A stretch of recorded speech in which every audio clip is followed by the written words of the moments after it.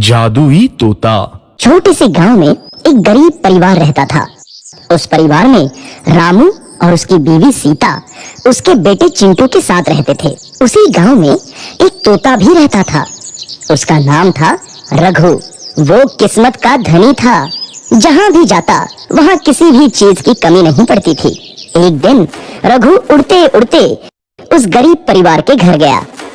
रघु सोचता है, अरे वाह, लगता है यहाँ आज बहुत अच्छा खाना मिलेगा। मैं पेट भर के खाऊंगा। वो एक कटोरी में रखे अमरूद देखता है। अरे वाह, अमरूद, मुझे तो ये बहुत पसंद है। मैं तो इसे पेट भर के खाऊंगा। रघु तोता अमरूद खाने ही लगता है।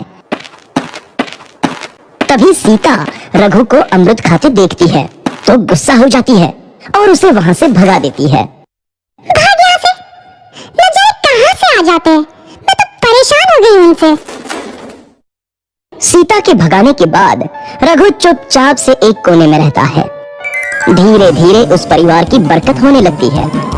एक दिन रामू और सीता खाना खाते वक्त बातें करते हैं। आजकल हमारी बहुत तरक्की हो रही है, काम भी अच्छा चल रहा है। रामू कहता है। इस पर सीता कहती है, सच कहा, भगवान हमेशा ऐसे ही हम पर मेहरबान रहे। बेटा चिंटू भी कहता है, पिताजी, मुझे खिलौना लेके दो ना, मेरे सभी दोस्तों के पास है। रामू कहता है, ठीक है, जरूर लाऊंगा।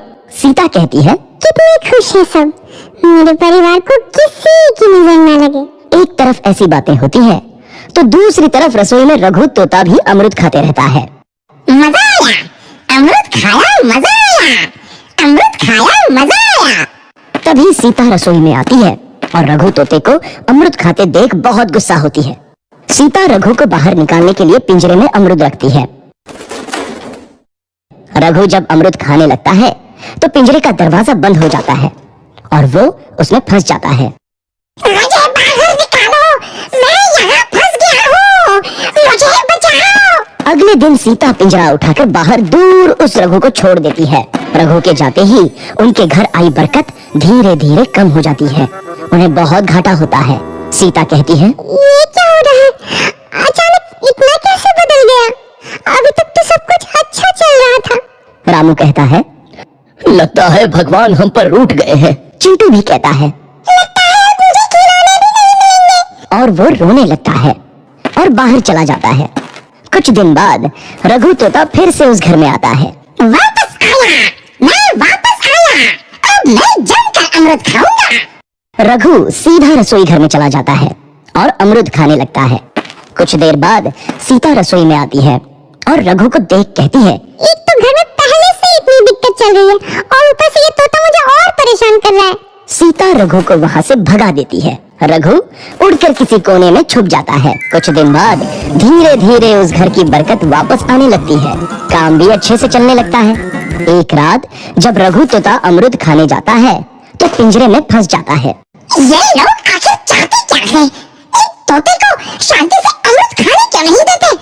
मैं कौन सा चोरी कर रहा हूँ? बस अमरूद ही तो खा रहा हूँ। तभी रामू वहां आता है और पिंजरे में रघु तोते को देख उसे बाहर छोड़ देता है। ये तोता भी कितना जिद्दी है, बार बार वापस आ जाता है। जैसे ही रामू रघु को छोड़ देता है, अगले दिन से फिर से उनके घर की बरकत जाने लगती है। काम में घाटा होता है। किसी को समझ नहीं आ रहा था कि ऐसा क्यों हो रहा है। रघु तोता घर आता है तो अचानक बरकत आती है और जब रघु तोता को बाहर निकालते हैं तो बरकत चली जाती है। एक दिन सीता रघु तोते के घर आने और बाहर जाने की स्थिति पर नजर रखती है। ये तोता जब भी घर आता है तो घर में बरकत आती है और जैसे ही घर से बाहर जाता है तो उसी के साथ बरकत भी चली जाती है। कहीं ये जादुई तोता तो नहीं है? अगली बार जब ये तोता घर आएगा तो मैं इसे कहीं नहीं जाने दूंगी। सीता रघु का बहुत इंतजार करती है, लेकिन रघु तोता दोबारा उस घर में कभी नहीं आता।